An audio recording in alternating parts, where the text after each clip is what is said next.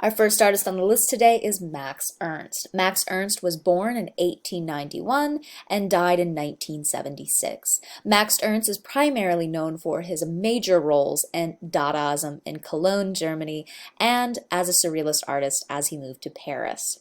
Max Ernst, and just to give you a little bit of backstory on him, Max Ernst was constricted to, or conscripted, excuse me, to the war in World War One as a German soldier. So he came out of World War One a transformed individual and highly affected by the horrors and tragedies that he witnessed. So he was extremely critical, and hence his role in Dadaism and why he had such a large affect on that movement.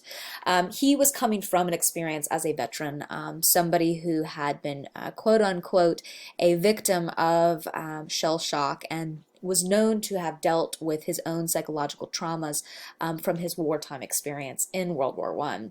So not only was he extremely critical of World War One and the happenings of that, but he also kind of fed into the Dadaist movement and their kind of approach to why they were so against reason and logic, because reason and logic, of course, led to the happenings of World War One. So he kind of had more of an anti-establishment and more anarchy kind of feel towards him. But as he kind of transitions through his career in Dada, we see him kind of developing a new sense and a new style. He grew very kind of distant from the Dadaists, due to the way they were becoming in the later 20s, 1920s, due to the fact they were becoming more institutionalized and much more academic. So we see him kind of really pulling away and kind of rejoining or reevaluating his work and his role in the Dadaist group. So we see him kind of joining Surrealism and being one of its kind of first founding members of the early Surrealists in the 1900s. So we're going to look at this very famous work. It's one of his earliest. Two children are threatened by a nightingale.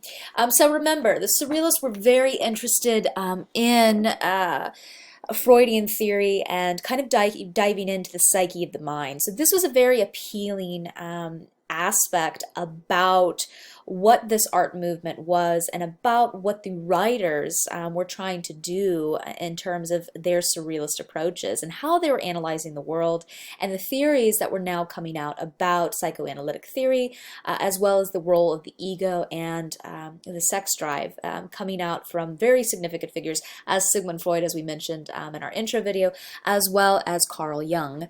Now Freud was kind of our main kind of guy here in some senses, meaning that the Surrealists kind of really turned to him a lot, but Sigmund Freud did come up, or not Sigmund Freud, but Carl Jung was also someone who was important to them as well. But we really kind of see that adaptation or deep, heavy investigation and interest in Sigmund Freud's work, The Interpretation of Dreams.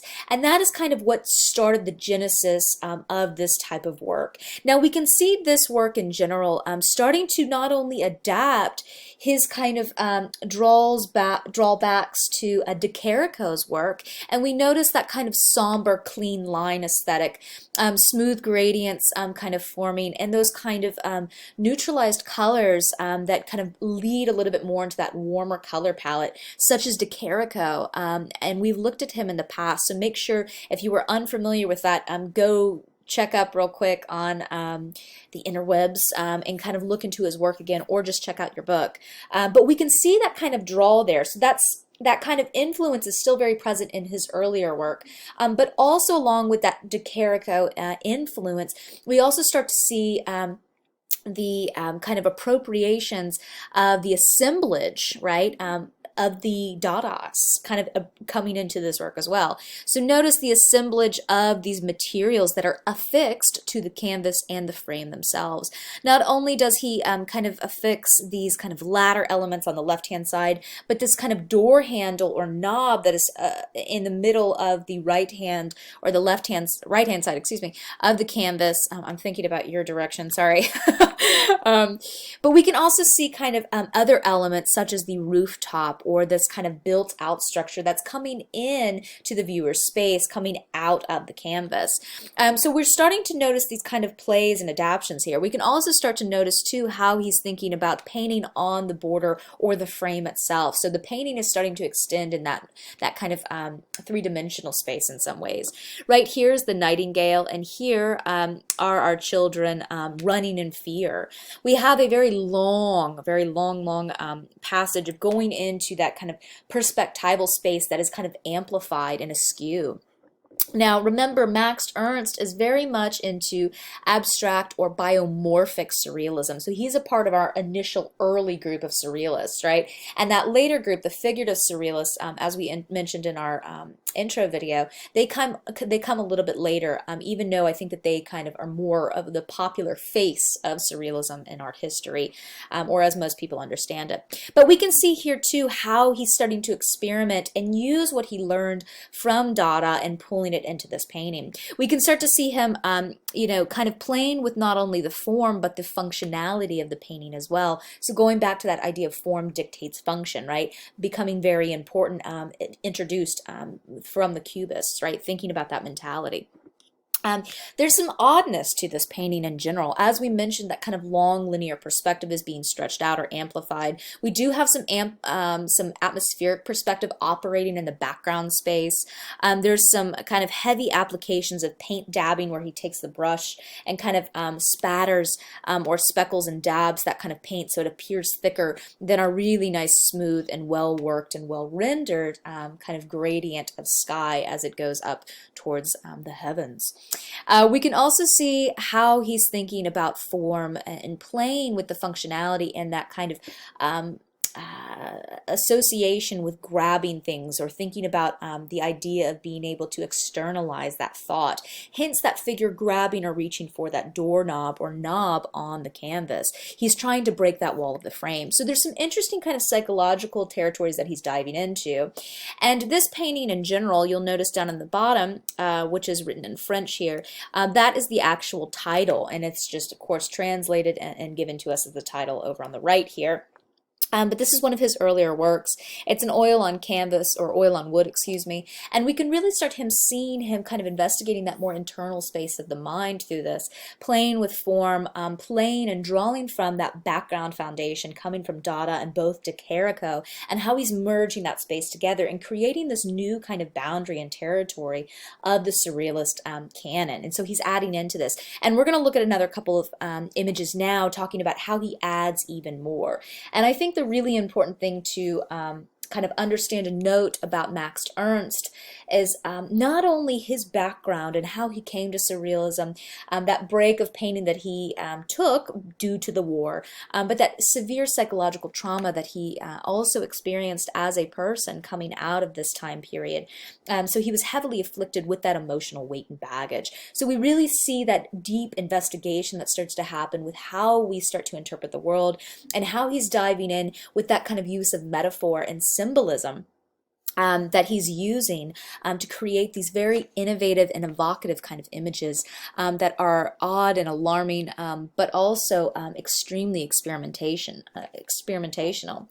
So I think that we can notice his work, some notable traits is how he handles the unconscious, how he uses that territory of the mind to dive into that kind of aspect of surrealism and his work. But also we can look at his social commentary, how he is so politically active at this time period and adds to that canon of surrealism. And I think that this is something important to note as well, that the surrealists, although they were formally started as a literary movement and had notable figures as Apollinaire, which we have talked about in the past as well, but also André Breton, and how they kind of worked together to create these very intensive studies of Freudian theory, and they took this very seriously. But we can also see a division happening very early on from the written format of surrealists and the visual format, meaning that the visual artists weren't necessarily as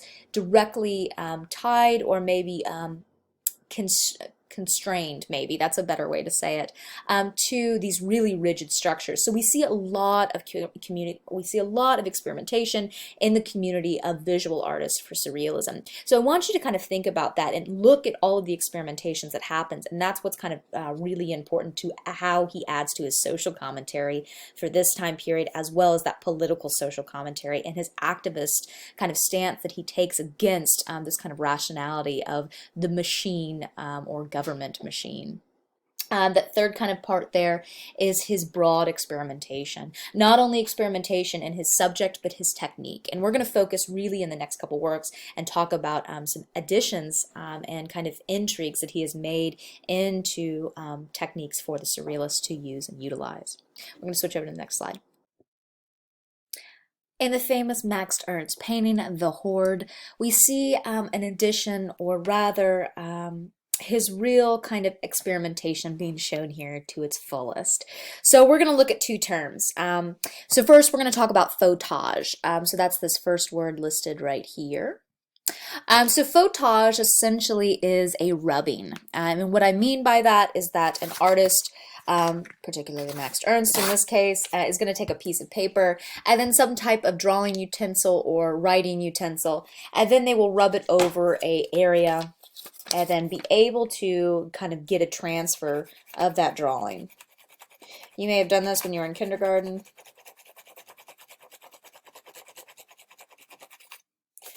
So they can get something here like that, right?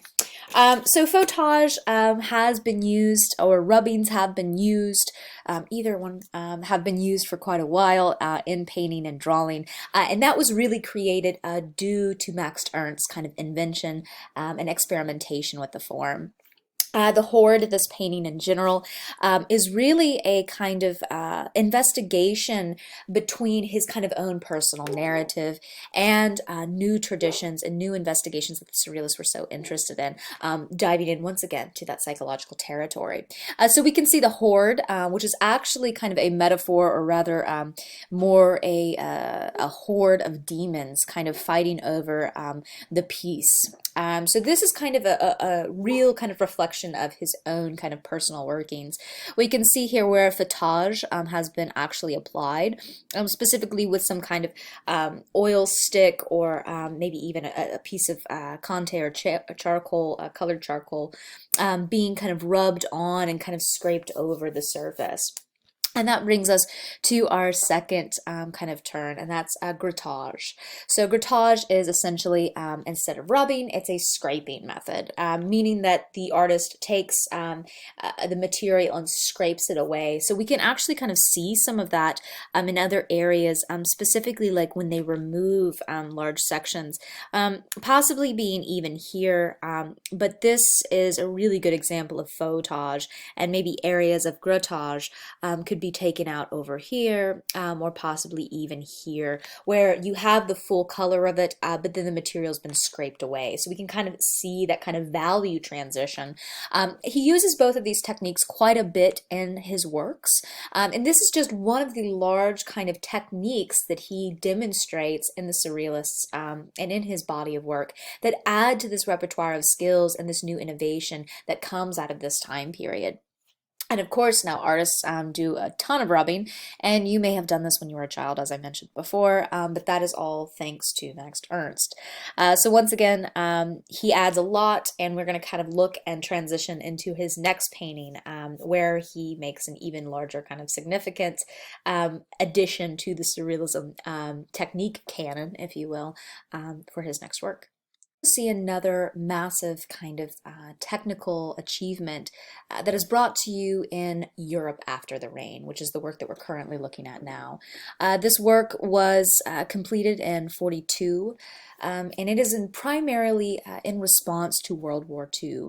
But what we see are large innovations, and we're going to get to the meaning in just a minute, but we see large innovations in a technique called decalcomania. I've written this term right up here on the right-hand corner for you guys, so feel free to pause the video, write it down, and take some notes on it. Decalcomania is essentially a technique, along with his other kind of works, that is most likely or most used in collage. But decalcomania essentially is a pulling or relief technique that is used when you are able to apply some paint to a surface, and you are able to maybe even fold the paper itself and pull it off and have an imprint of the paint on both sides, kind of like a Rorschach test, I guess if you could say. Or this could also be a technique where you apply paint or some kind of wet material substance to the surface of your image, and then you can either press porcelain or a wax-like surface or even tinfoil onto the paint and then rip it off, or pull it off rather. So then you get these kind of effects where that paint almost seems like there's a ripple or a wave through it. And it turns out to be a really beautiful technique, and we can see it harnessed in a variety of areas in this painting, giving us some incredible texture. Um, so this really has a very transformative effect on this landscape. And we will look at the whole entire image as a full constructed, completed work. This is probably one of his masterworks, as most historians would kind of clarify it or quantify it as. So we really kind of see not only an innovation in terms of his technical talent and experimentation for giving us new painting images with the use of photage or grattage and decalcomania in this work, but we also see him diving even further into this rich content of World War One, and that's what is believed to have this painting is about. This painting has some kind of interpretations that can be widely granted or associated with it, meaning that this is clearly a war-torn land or a space that has been through terrors and horrors. We can see that not only with the way he's using decalcomania in the kind of structures itself, where it appears almost like a biblical acid rainfall has begot the land and kind of started to tear it down. We can also see worn-torn structures, or structures that look dilapidated, that are being worn down and broken, or possibly we can even see the remnants of bombshell and cannon fire, along with mass slews of bombings, where we have these structure-like or building-like frames that then are just appearing to be totally collapsed. So there's an overwhelming sense of melancholy and tragedy, as well as kind of the horrors that this landscape provides to the viewer as this kind of weird biomorphic space charged with energy that is destructive and chaotic and melancholy. So given kind of Ernst's kind of personal history, and knowing the fact that he does end up pulling from his own personal narrative as a German soldier who ran away from the Gestapo and fled to Paris, and then ended up fleeing to America in World War II, and fleeing as a political refugee. We see this kind of constant callback for him, trying to recapture this territory and cope with the tragedy and kind of horrors that he dealt with. We see him creating this kind of landscape within that kind of mindset. At least that's what most historians and myself personally believe when I look at this work. We do see some kind of, areas where he goes back in and kind of meticulously paints in features and details, along with kind of painting back into that decalcomania and adding little specks of interest, or more kind of painted forms that are more realized. We can also see too areas of the painting where it possibly looks like there are old structures or old romantic kind of classical traditional structures or sculptures. We can also see pockets where there may be looking like there are figures or people emerging from the chaos of this landscape. And we can kind of think about this as the population of Europe comes out of their shelters and their holes into the new worn, torn, and abused cities. And this might be the wreckage in which they are being greeted with. the new sense of normal, right? In the center, we can see here that there's two figures actually. And this could be interpreted in a lot of different ways. These could be, it's most believed that this is a male soldier, and this is some type of female figure. We do not know the association of these two figures, and there can be a lot of different meanings attached to it. Given the fact that Ernst himself was a little bit, what's a good word to say? He was a little bit shy sometimes with revealing the exact meaning. Rather, he would write poems, or he would, allude to certain things, or give hints to other kind of themes that he might be interested in, or clues on how to solve the kind of work itself. These paintings aren't necessarily to be solved, right? They're more an imagination, or to take the viewer's kind of imagination and apply and extrapolate the meanings and associations that you can gather from this space. And I think that's a really good way to think about surrealism in general. And really thinking about modern art, right? Going back to that theme that the artist and the viewer, that relationship that has formed there has really shifted in the modern era. So it's no longer a image to teach you something like our historical paintings that we're so used to seeing, but rather these paintings are to be absorbed and to be viewed. Sometimes they don't provide answers, sometimes they only provide questions. So going back to these two figures. So this could be either a soldier, it's believed, and perhaps he has, kind of interest in this woman herself.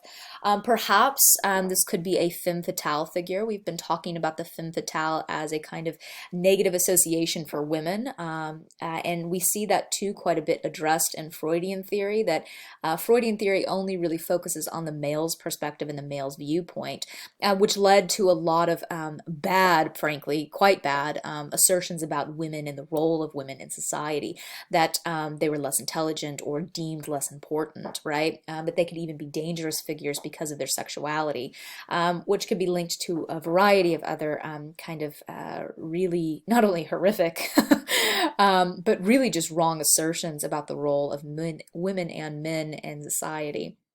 And our roles in it. So some believe that it could be that, but also some do believe that this is after witnessing and experiencing a true devastation of a civilization, that the guises that we all put on as human beings in a social environment, after that is all stripped away, you're left with the kind of carnage of who you are, the truth of your being. So some believe that this kind of bird-like, destructive and ugly, kind of figure, these are kind of the individuals after they have been, after those kind of polite etiquette has been stripped away from their character, and they are left with just who they are. So some of that can be kind of associated with these two figures. We can also kind of tell too that this is kind of some type of staff-like structure. Some believe it could be a lance even, kind of denoting his kind of role and power, and also kind of a masculine dominance too that has been associated with him. So that's kind of the summary of this painting. We can see the worn-torn lands, the melancholy that has affixed it, the emotional desolation in this painting, as well as the psychological and physical exhaustion that this painting offers to the viewer, as not to provide solace in the comfort of World War I, but rather to capture it's an emotional truth, right? It's emotional understanding of it. So, and the fear that came from that time period. So this time is wrought with a variety of different emotional responses, and really documents the kind of severe and traumatic experiences that many of these artists and many of the people of this time period felt. So we see that really highly reflected, I think, in this piece particularly.